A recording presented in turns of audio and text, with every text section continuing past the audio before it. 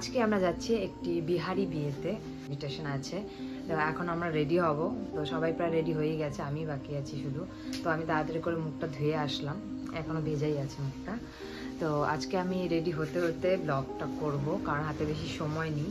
আজকে শাড়ি পরবো না, আজকে পরবো এই অরেঞ্জ কালারের কুর্তিটা, যেটা তোমরা হয়তো দেখেছো আমার ইনস্টাগ্রামে পোস্ট করা আছে।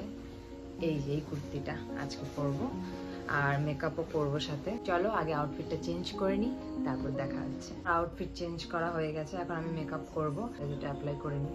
মেকআপটা কমপ্লিট করার পর ডাইরেক্ট আমরা চলে গিয়েছিলাম ভবনে। বাড়িতে আর কোনো আমি ক্লিপ নিতে পারিনি, কারণ অনেক তাড়া ছিল। তাই এখানেই তোমরা দেখে নাও আমার পুরো আউটফিটটা আর মেকআপের সাথে কেমন গেছে, সেটা অবশ্যই কমেন্টে কিন্তু জানিও। আমি কেমন সেজেছিলাম সেটা তো তোমাদেরকে দেখানো হয়ে গেল। এখন দেখে নাও আমরা যেখানে এসেছিলাম সেই ভবনটা।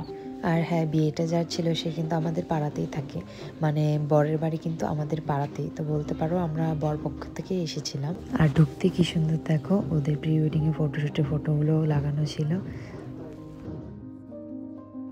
বিয়েটা কিন্তু হচ্ছিল ভবনের ফার্স্ট ফ্লোরে, তাই আমরাও চলে গিয়েছিলাম ব্রাইডকে দেখতে ফার্স্ট ফ্লোরে।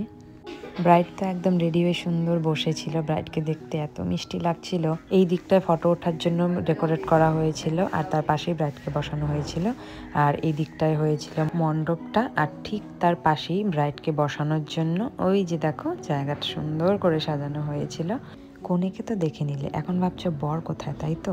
সেটাও একটা গল্প আছে। তার আগে চলো স্টার্টারের দিকটায় চলে যাই, কারণ বিয়ে বাড়িতে আসলে স্টার্টারটা কেমন যেন টানতে থাকে। কিন্তু সব কিছুর মধ্যে আমি তো করছিলাম ফুচকা, কারণ ফ্রির ফুচকা খাওয়ার মজাই আলাদা, তার মধ্যে সেটা আবার বিয়ে বাড়ির। মানে টাকার চিন্তা নেই, শুধু খেয়েই যাও। এই জন্যই আমি বিয়ে বাড়িতে গেলে পরে ফুচকা খাওয়ার পর আর ভাতই খেতে পারি না। একটু আগে বলেছিলাম না বর কোথায়, এই যে বর এসে গেছে। আসলে গল্পটা হচ্ছে বরের বাড়ি এখানে, মানে আমাদের পাড়াতেই, আর কনের বাড়ি হচ্ছে বেশ অনেকটা দূরে, জলপাইগুড়ি কি শিলিগুড়ি হবে।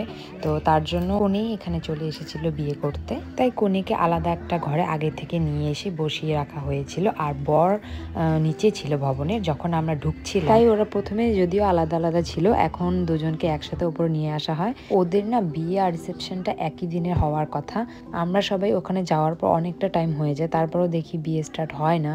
আই থিঙ্ক লগ্নটা ওদের অনেক লেটে ছিল, তাই আমরা আর বেশি দেরি না করে খাবারের দিকে চলে আসি। কারণ আমার ভাইয়ের পরীক্ষা আছে পরের দিন, মা বলেছে বেশি রাত করবে না, তাই আমরা খাবারের টেবিলে বসে যাই। আর এখানে আমাদের অলরেডি প্লেট দিয়ে দিয়েছে, তারপর জলের বোতল আর একে একে ভাত, ডাল, কাঁঠাল, চিংড়ি সবই চলে আসে। বাট পাবদা মাছটা আমার স্পেশালি ভালো লেগেছিল। শেষ পাতে দই, মিষ্টি, পাঁপড়, চাটনি এইসব তো থাকবেই।